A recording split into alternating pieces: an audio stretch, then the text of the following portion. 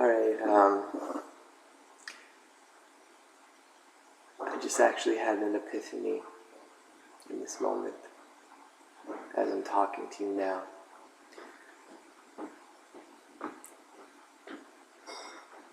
A Song of Ice and Fire. That is the title that we, as the book fans, know. The die-hard fans. We know A Game of Thrones as A Song of Ice and Fire. And I'm not trying to be elitist. I'm just saying that's how we see it. We see it as a song that's being sung to us, and George is singing the song to us. A Song of Ice and Fire. Let's say that. A Song of Ice and Fire. If you think about it, and feel it out, in the sense of how many syllables it is, there's technically 7 syllables. 7, in my opinion, and maybe for, I don't know, how many other people there are in the universe that believe that, is generally considered a holy number. It's odd. For example, I might give you a piece of music such as Beethoven's 7th Symphony, Movement Number 2. A lot of famous composers liked using the number 7. They felt it was holy, especially Beethoven. And even still to this day, not just Beethoven. So take that, 7 syllables that come from the title, A Song of Ice and Fire. You remove G from song. What do you have? You have sun. You have sun. Cover up G when you're looking at this title. Write it out. Cover up G. You have sun. What does that show you? That says sun. I wonder what that sun could be, or who that sun could be. But when you say sun, when you say that to somebody, or when you're having a conversation, you might say it like this. Oh, that's a lovely sun out there. So it's also, you're talking about the weather, the climate, the mood, the sun itself. So it's also sun, like a boy or a man, and the sun itself that's in the sky. G itself, because we removed G from the Song of Ice and Fire in order to get to this point. G is the 7th letter of the alphabet. So this is going back to the idea of it being holy. So not only do we have 7 syllables for the title, but G is the 7th letter of the alphabet.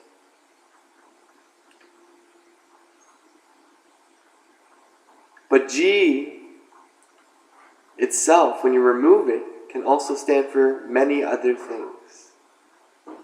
The possibilities are endless, but this is what I picked up personally. This is how I, in my mind, have cracked the code of what George is trying to say to us. As readers and as fans, and as just people. Men, women, children, whatever. All living things and all dead things. Living or dead. G itself stands for George. But it doesn't just also stand for George. It also stands for God. Now when I say God, depending if you're a religious person, you can see, wow, that's awesome. That's amazing. I totally see that. But if you're not a religious believer, take God and put that in quotation marks.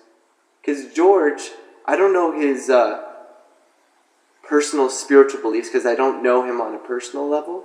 But let's assume that he's not overly religious, but takes elements of religion and infuses them within his tales. Let's put God in quotation marks. So God, being George, he understands that he's not really a god. He understands that men sometimes think they are gods in their own minds. But you're never really a god because humans aren't perfect. We're imperfect. But then at the same time, you look at Greek mythology, the gods weren't perfect themselves. So, because it's a reflection of man and woman. I'm going to try to be as universal as I can be in this conversation. Because I want everyone to understand what I'm trying to get at. When you look at Dungeons and Dragons, any edition, or just in general, you don't even have to play it. George is tossing the dice. He's like God. He's singing a song to you. I'm the master of my own body, mind, and soul. This is my story. I've created this. Remember I was talking about how he could insert himself in the story? That's very possible. But he could decide not to do that. He could keep it on a strictly fantasy level. So if he wants to get meta about it, aka metaphysical, and to put himself as the author, as a character, into the books themselves, he can do that. I don't know what he's going to do. I'm at the chessboard right now, as a reader and as a fan, and he's on the other side. I don't know how he's playing this game in terms of how he's going to tell the story. I know how it might end, but I don't know exactly how it's going to end. I can see the beginning and I can see the end, but I don't know what he's going to do in between, or how he's going to get there, or how he's going to tell the story. So, maybe if you look at it like that, there are only 12 stories in the world. That's a famous saying. I think he's trying to say that even though there are only 12 stories in the world, put 12 in quotation marks, is that it's how you tell them. If you tell them well, you tell them well. If you tell them bad, you tell them bad. It's as simple as that. So he's communicating that to us on a literal level and on a figurative level. He's been leaving us clues with these beautiful books. These soon-to-be 7 books, by the way. So it relates back to 7. 7 syllables of A Song of Ice and Fire. 7th letter of the alphabet, which is G. George being the god of the story. He's created in his mind and he's put it on paper for us to read from his wicked creativity and deep imagination. So it's holy and it's odd. 7's an odd number.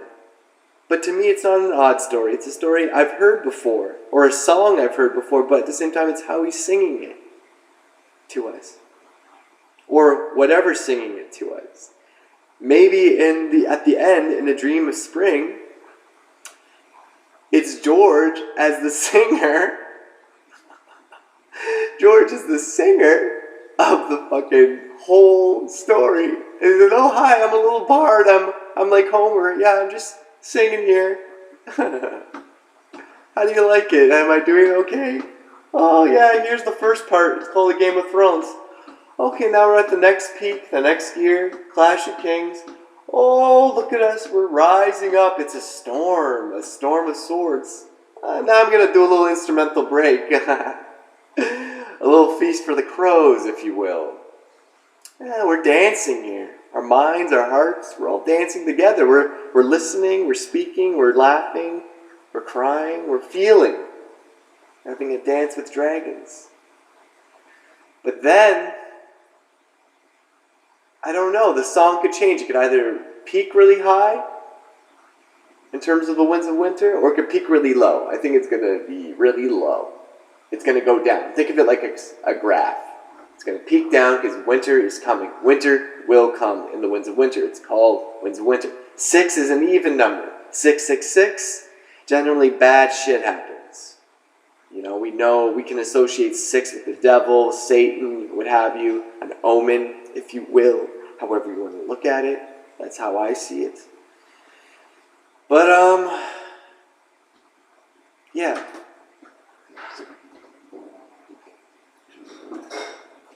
An omen, if you will.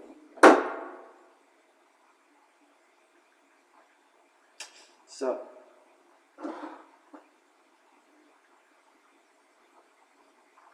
it's very interesting how he's been communicating this to us on a literal level and on a figurative level. You don't have to be a brilliant reader. In fact, you don't even have to read them. I think that's why he put out the World of Ice and Fire. Because there's lots of people out there who are individuals who have dyslexia. And they are visual learners. So if they can't read the words, that's okay. They can look at the pictures. That's the beauty of it.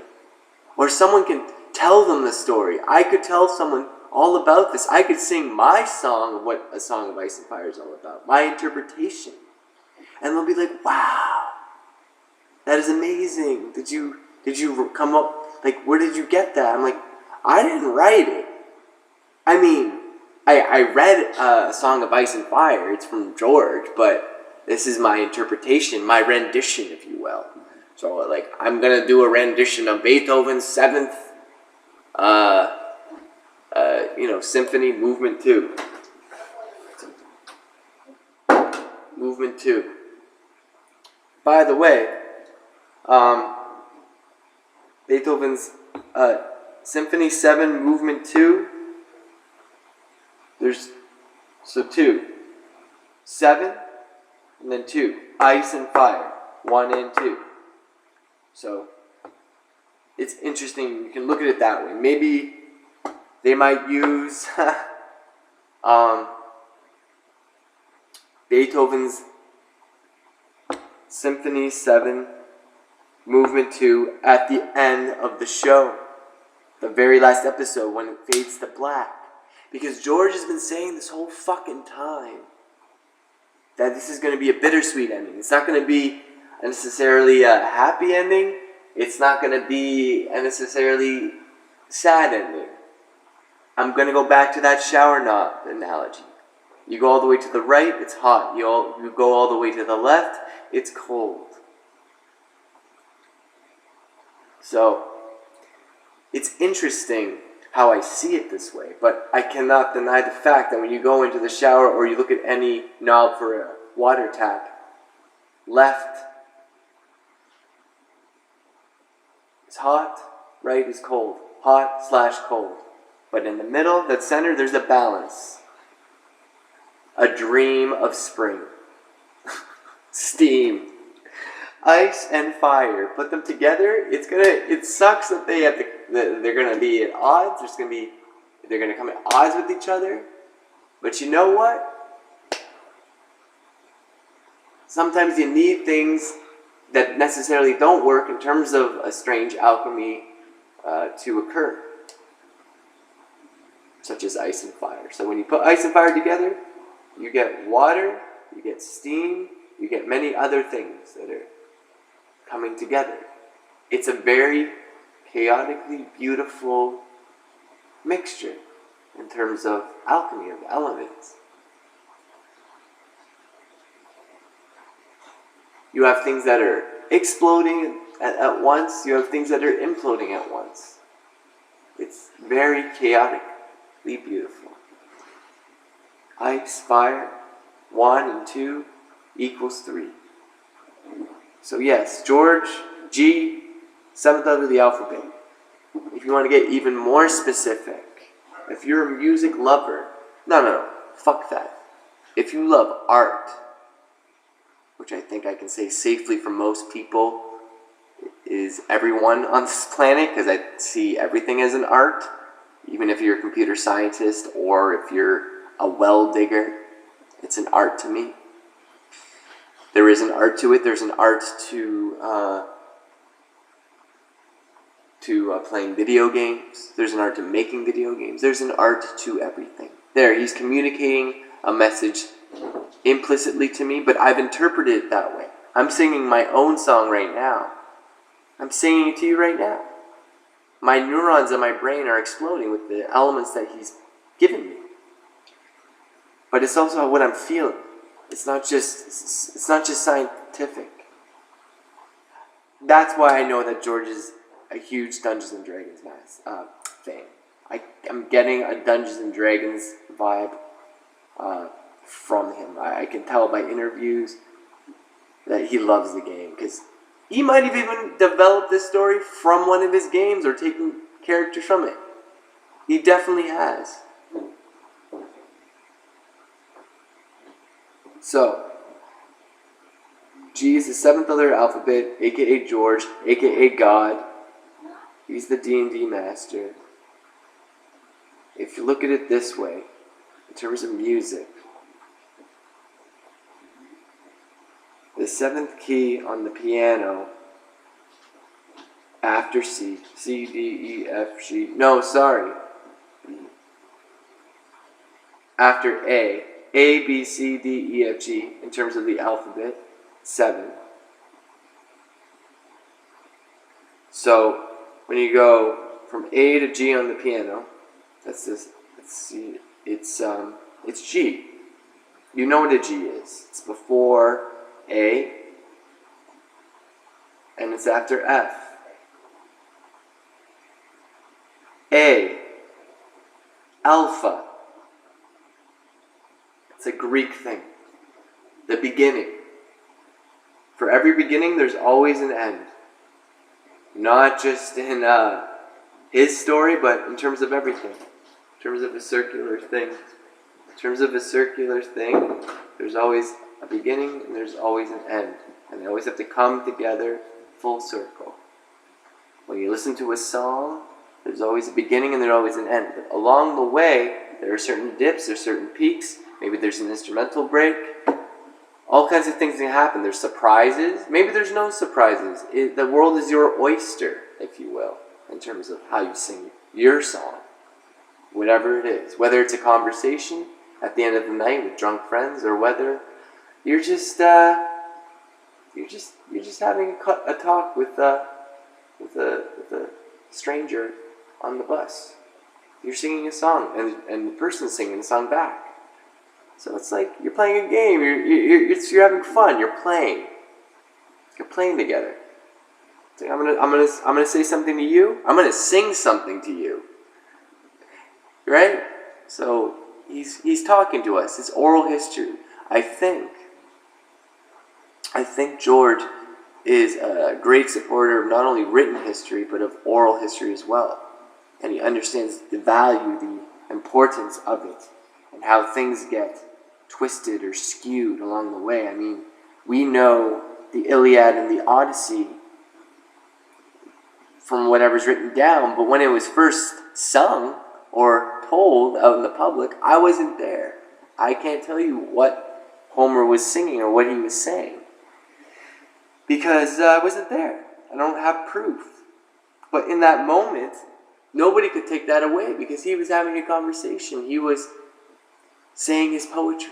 He was singing his poetry to the world, to whoever was there. Maybe it was one person in a bar. Maybe he was to himself.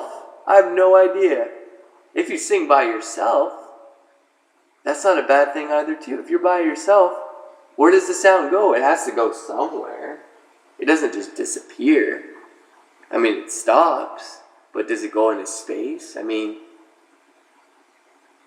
no one necessarily needs to hear you. If you hear yourself, or listen to yourself, I should say, then that's beautiful as well, that you're singing a song to yourself. Sometimes we have to sing songs to ourselves in order to sing to the rest of the universe. You have to love yourself first in order to love the rest of the universe. And I think that's what George is he's singing that to me, and I'm singing that back.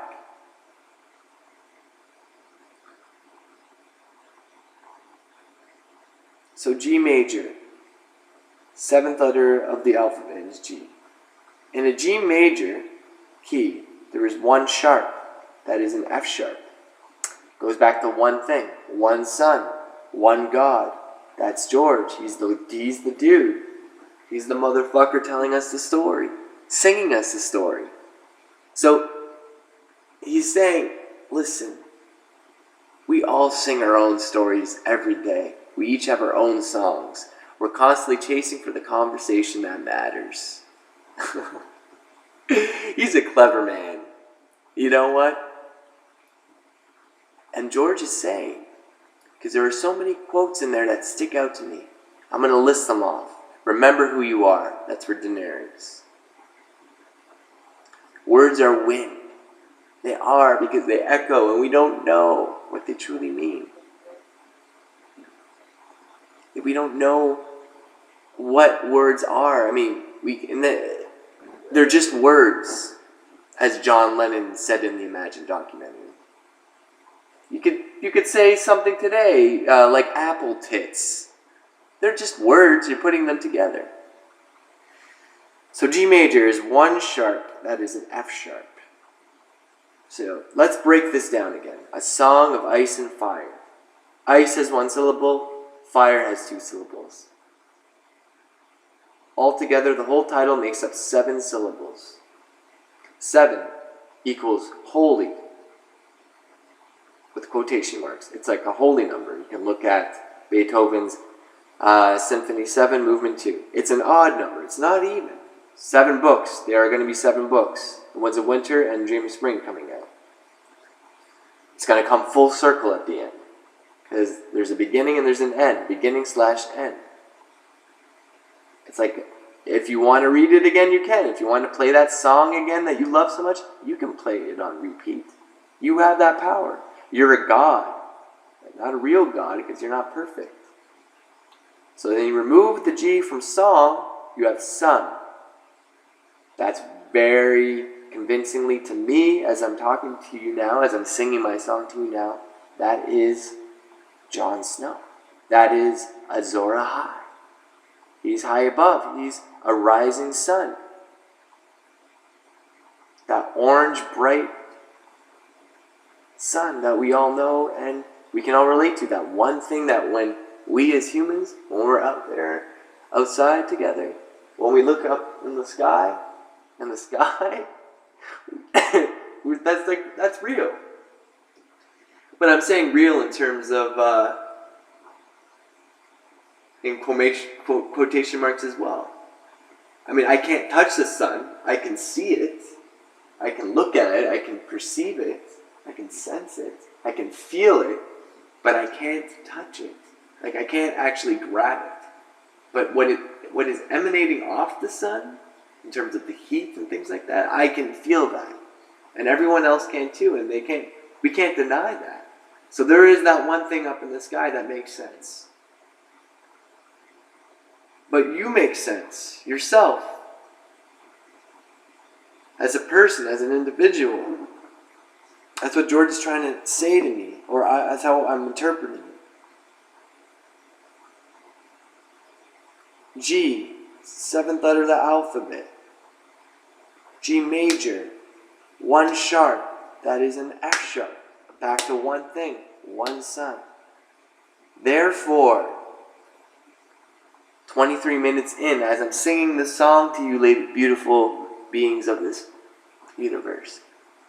Therefore, we can safely say, after all the debates and all the false prophets that have been manipulating this story into their own songs and skewing truths, is that R plus L does in fact equal Jon Snow. Rhaegar Targaryen is Jon Snow's father, and Lyanna Stark is his mother. Jon Snow cannot die because he is Azor Ahai. You see how that rhymes? Jon Snow cannot die because he is Azor Ahai. Jon Snow never dies. He will never die because he is Azor Ahai. See how that came off my lips? I didn't even plan for that. That I surprised myself as I'm singing the song to you, as I'm talking to you, as I'm speaking to you and to myself. I'm singing to myself. I'm just recording, but in this moment of time, if I didn't record it, That's okay, because you know what? It's in my mind. It's in my heart.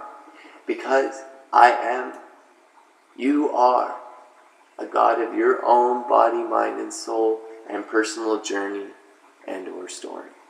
You create the things in your mind that you want to believe. If you believe that you're the best writer in the world, then what do you think is going to happen? What do you know? What do you feel is going to happen? Then you are the best writer in the world. If you feel or believe that you are the best actor in the world, then you are the best actor in the world, man. You fucking own it.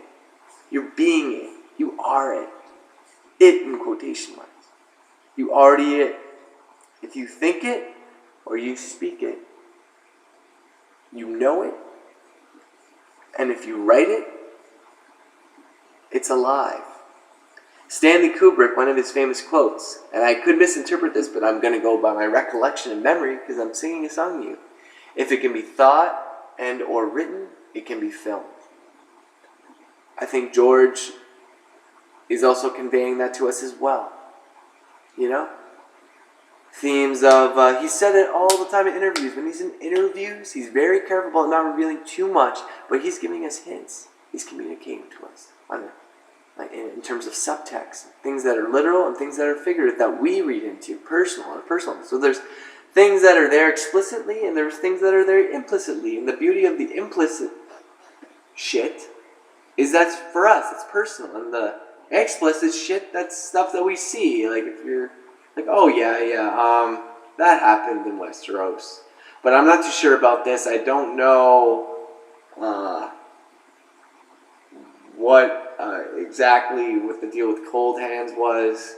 I don't know if he was actually Benjen Stark. But then George confirmed, because he's the creator, that it wasn't Benjen Stark. The whole time we thought that Cold Hands was Benjen Stark, because he just kind of disappeared. But maybe he didn't disappear. Maybe he's alive out there somewhere. That's another song in itself. Someone can write that story. That's what he's trying to say. It doesn't fucking matter. Or maybe he can write it in the future. Who knows? Maybe that could be its own show, man. Fuck. You see what he's doing? He's unlocking. He's empowering you. Like a god, in quotation marks. Because we're imperfect. We're still human. There's no such thing as true perfection. I guess when people strive for perfection, or try to be the best, they're working hard at it, which is amazing. And they unlock so many skills, abilities, and gifts, or powers. Powers in quotation marks. But they are gifts. We all have the potential to unlock things. They're already within inside ourselves. When someone says they can't do something, then they can't do it because they believe in it. But when you start saying, I can do this, then you will do it. There's no question. You have to say it, sing it, in order to believe it and to do it. I see where that's coming from right now, in terms of maybe, he's a Star Wars fan. This is a mythological fucking tale, you know? Star Wars. Yoda said to Luke Skywalker in Episode 5, The Empire Strikes Back, when Luke couldn't pick up the X-Wing with the Force, Yoda said to him, after Luke had said, I can't do it, or something like that. I can't remember, he's like, I can't believe it, or something. I can't remember exactly. See how I can't remember, but I'm recollecting?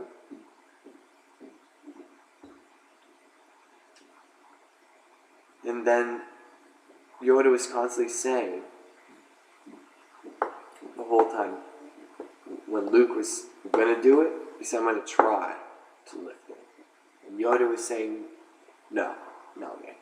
Do or do not. There is no try. You either do it or you don't do it. You believe in it or you don't believe in it. You're a god of your own imagination, creativity, and your beliefs and what you can do and what you can't do.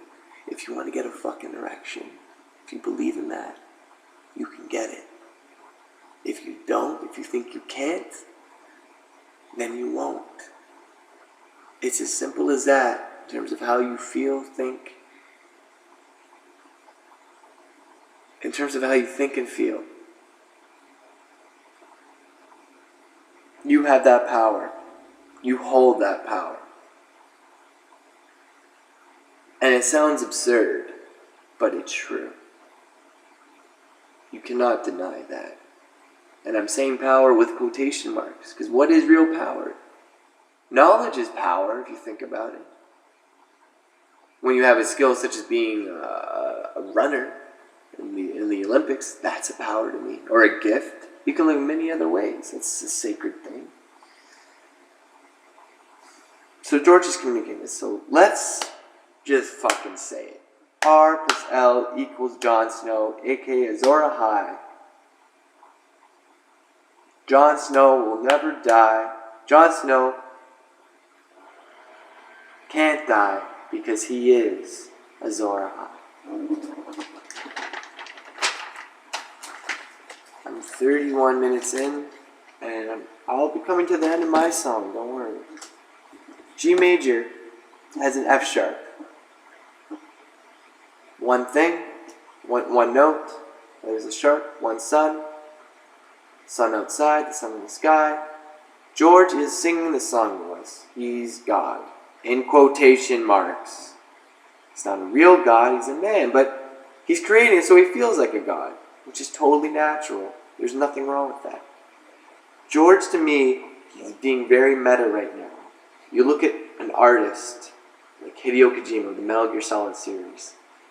Those games are not just games. They are stories. Each one. But altogether, it's one mythological tale. And it's amazing. And Hideo Kojima, I see similarities where George definitely has drawn influences. Hideo Kojima, especially in the latest one, The Phantom Pain, V has come through.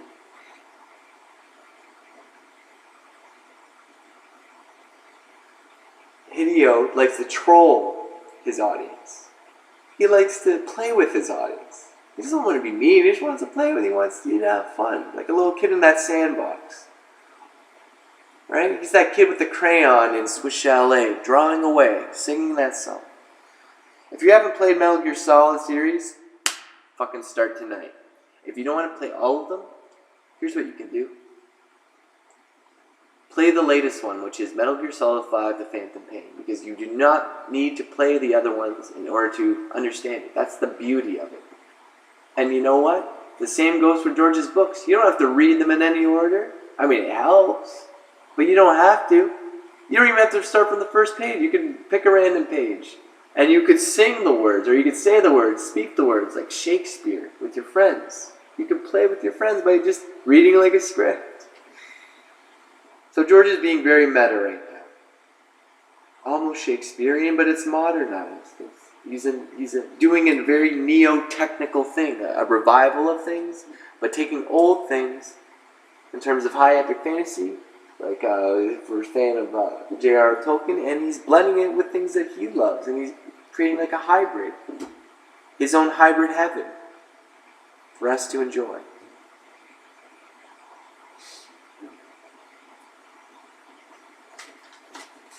Okay. I'm almost getting to it.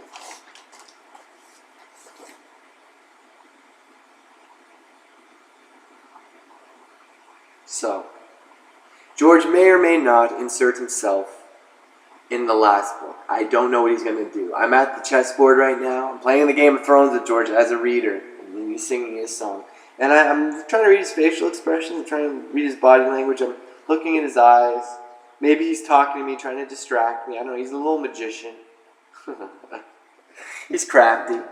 You know, maybe he makes me a tea, and he's doing a sleight of hand thing. Maybe I switch one of his pieces when he's gone. So many things are going on that I don't know will happen, but I can maybe see it on the board what he might do. I can see the beginning and I can see the end, but I don't know what he's going to do in between. He could surprise me and he could surprise himself. So,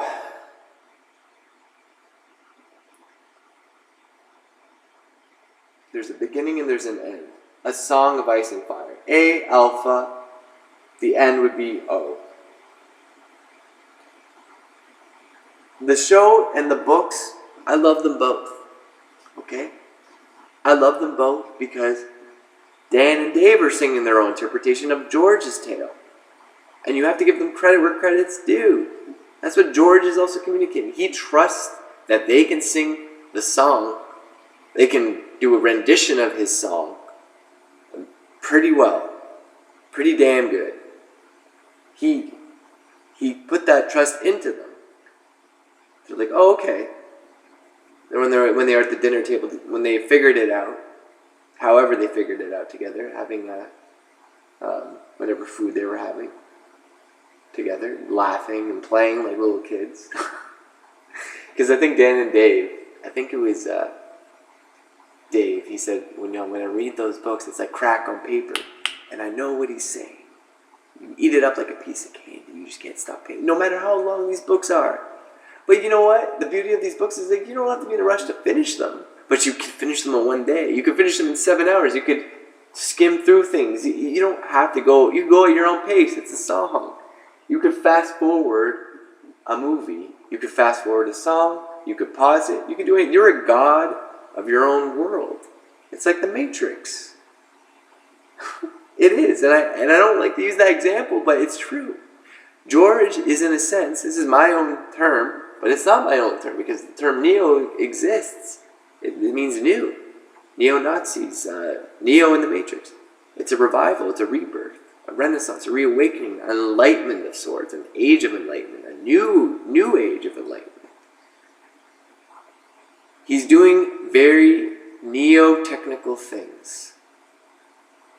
He's being very neo-technical. There's nothing wrong with being professional, but at the same time you should also be artistic.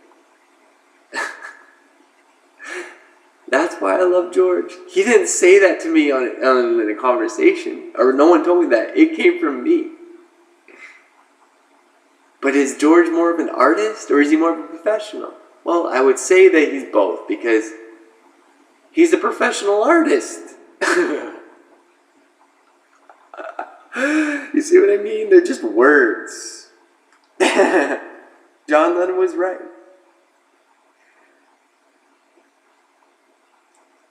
Before I come to the end of my song, I have a couple of surprises for you as the listener. If you're listening, if not, that's okay. I'll just have this for myself. Just looking at my notes. See, today, I make a lot of notes, or whatever, that means something to me. Notes mean something to the individual. When you're in the classroom, when you're in a lecture, I hate it when teachers say, you have to take notes like this, you have to take notes like that. But I love it when certain teachers say, the notes are your notes. However you make them is up to you. If it helps you remember, then write it down. If you went to a lecture or classroom, and all you got from them was one word, why not write that one word down? If you got love out of that whole lecture or discussion, then write it down. And you could brainstorm on the idea of love from what you learned from that song that was being sung in the lecture. And you can come up with your own things, your own stories. You can create just like that kid in the sandbox or with the crayon in your hand.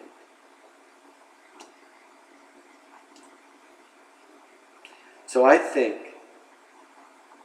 just bear with me because we're coming up to 40 minutes.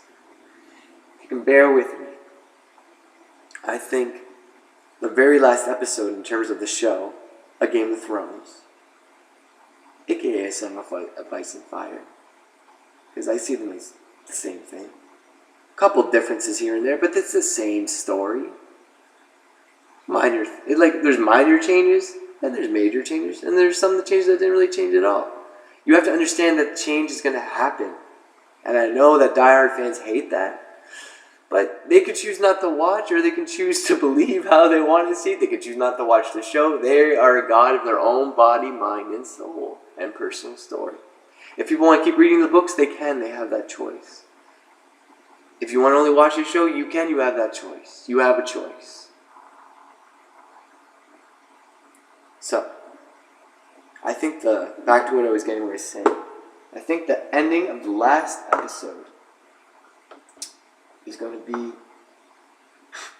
it's going to be, we sound weird, man, but I'm going to fucking say it. I think when it fades to black on that last episode, they're going to play the song that we all know. It's an old song that's been covered, or done many renditions of many fucking times. Is The House of the Rising Sun. I'm going to go through the lyrics with you after. But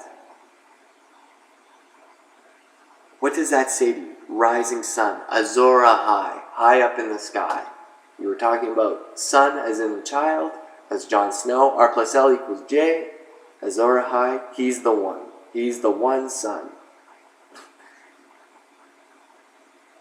The House of the Rising Sun is in the key of F. That's 6. See, 6 doesn't mean much to me, but it can mean something else to somebody else. I was thinking omen, but it doesn't matter. You know, in the key of F major, there's one flat. That is a B flat. So 1 again. It relates. It's connected.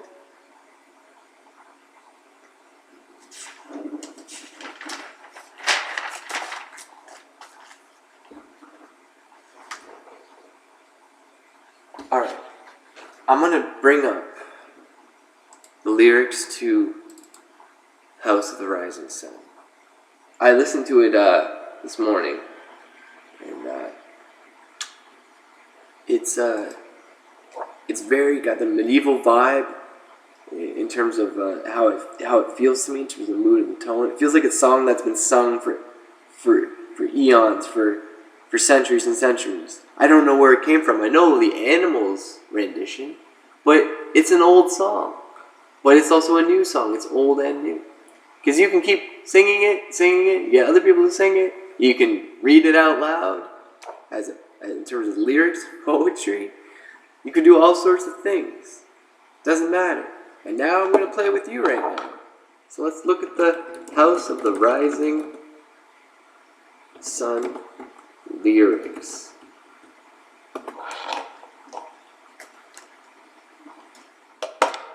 Okay?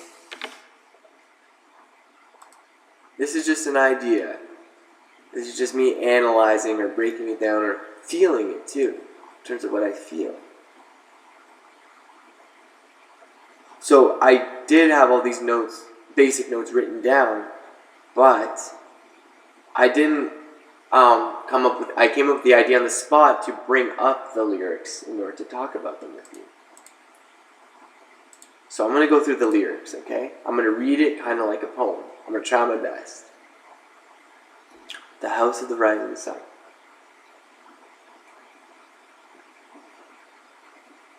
Oh my god. Okay, I just noticed something too. The house of the rising sun. 7 syllables. A song of ice and fire. That just tells me now they have to use this song. It just is so fitting. It is so bittersweet. The end of the series, I can envision it in my mind. I can see the ending. And it's bittersweet. Because it's a happy song and it's a sad song. So let's go. So, there is a house in New Orleans they call the Rising Sun, and it's been the ruin of many a poor boy, and God, I know I'm one. Or I'm the one, sorry. My mother was a tailor. She sewed my new blue jeans. My father was a gambling man down in New Orleans. Now the only thing a gambler needs is a suitcase and trunk. And the only time he's satisfied is when he's on a drunk. Instrumental break, organ solo, whatever you want to do. Maybe you talk. Oh mother, tell your children not to do what I have done. Spend your lives in sin and misery in the house of the rising sun. Well, I got one foot on the platform, the other foot on the train. I'm going back to New Orleans to wear that ball and chain. What does that mean, that ball and chain? Oh, He's a prisoner. Okay, so whoever this is like a inmate. He's on the bus. I got one foot on the platform and the other foot on the train. Maybe he's a chain gang prisoner. Back to New Orleans. Or he's saying, I got one foot. I'm going back to New Orleans. Oh, so he's not a prisoner. I got one foot on the platform. So, okay. And then the other foot on the train. So he's about to step onto the train, I guess. I'm going back to New Orleans, his home, to wear that ball and chain. So he's saying, I think he's singing, or whoever's singing, this is how I interpret it,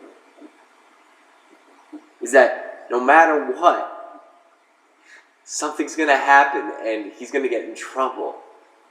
He's going to go to prison, or he's going to enslave himself, or he's going to enslave his own mind, or his body, or his soul, or... Because the ball and chain, I think of a chain gang. Or maybe it's more like mental slavery. I don't know. You could look at it literally, you could look at it figuratively, but that's how I'm seeing it right now. So we talked about mother and father, Rhaegar, and Lyanna Stark. Okay? So it's all about going home. Everyone's trying to get home. Daenerys is trying to get home. Remember who you are. Jon Snow is trying to get home. Remember who you are. And everything is all going to come together. Everything is all going to make sense in terms of how the song is being sung.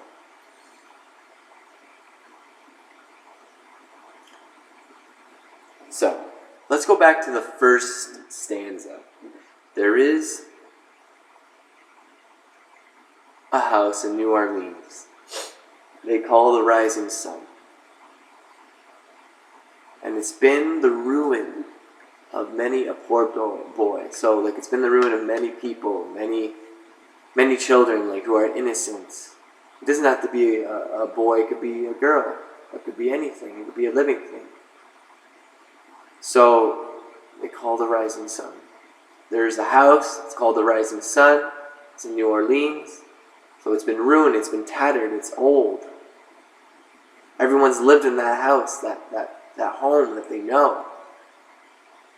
And they're the God, they're the one of that home, wherever home is, wherever you're trying to get to. You're just trying to find yourself. And I'm God, I know, and God, aka George R.R. Martin. But let's think of God in terms of quotation marks. Visualize that he's not a real God.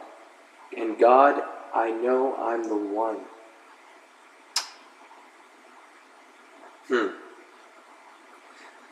Jon Snow is the one. He's Neo, man. He's the Return of the King. He's Aragorn. He is Paul Muad'Dib of Dune. Father, the sleeper has awakened. Who George R. R. Martin was a huge fan. I think he actually met Frank Herbert, if I can recall from an interview, if my memory serves. So, and God, I know I'm one. When I say one, or when I sing one to someone, it could also be, I won. Yeah, man, I fucking won that game. Did you win the Game of Thrones? Well, George did. In his mind, he's already won. He won because he's singing you the song, and you're in it. You're sucked in. He's already won. And even if he's singing by himself, he's already won because he believes in it. And he's doing it. He's just is. It's it. It's a thing. A living thing. When you look at a script, it didn't just come written. It was created somewhere. Maybe it started in a podcast. Maybe you had a conversation. Maybe you stubbed your toe. I don't know. But, I'm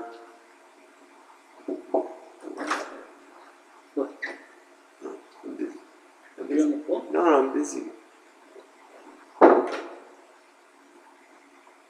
So, stubbed his toe, or what did I? Sorry for that interruption. God, I know I'm the one. Jon Snow, Azor Ahai, George R. R. Martin, you're a god of your own body, mind, and soul. That's my own quote. I have that right above me in my room. God with quotation marks. You are a God of your own body, mind, soul, and personal story/journal. Your mind is like a drug. If you believe things, you'll do it. If you don't believe in things, if you don't believe in yourself, you won't do it. So you have to believe in yourself. Because you are a God. There's a reflecting God. When you look in the mirror, you can see God. It's yourself. You find yourself. You know yourself better than anyone else on the planet because you are yourself. You just are. No one can tell you who you are. A doctor can't tell you who you truly are. Only you can. Doctors can assist you. I'm not putting down their profession. And maybe help guiding you to who you are. Or maybe a shaman can. But you, as an individual, you only know who you are. And you have to be honest with yourself in terms of what you like, what your values are, what your morals are, which change over time. How you react with the laws that are in place. How you react with people, whether you like big groups or small groups, or maybe it's just your mood, how you're feeling. Maybe you're hungry, maybe you want to go for a run. It's all up to you. Maybe you open that door, maybe you don't open that door. Maybe you smack that person on the cheek, maybe you kiss that person on the cheek. It's all in the power of your imagination and wicked creativity.